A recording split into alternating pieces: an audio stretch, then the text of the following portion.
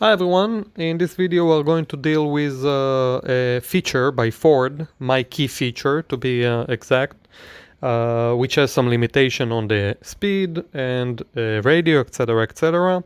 In this video we're going to show you how to overcome this problem. We're going to add two new key fobs, and there will be no limitations basically on the new key fobs. It's done by coding with the coding machine by Autotel, Maxim, which can program any key fobs.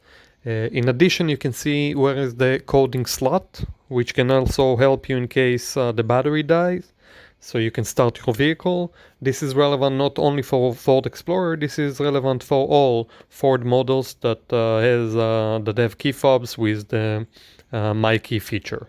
Please let us know if you have any questions and like this video. Thank you.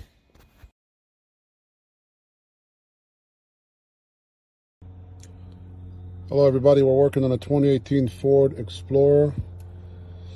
The vehicle has a working key, but the customer has the My Key feature on the vehicle, which limits it to do a lot of limitations such as speed and radio and all that good stuff.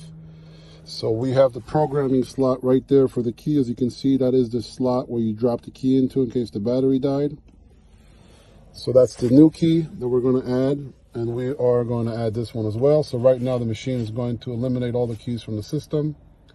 It takes about 10 minutes or less, and then we will cycle them in, and that'll get rid of the My Key feature and program the new keys in.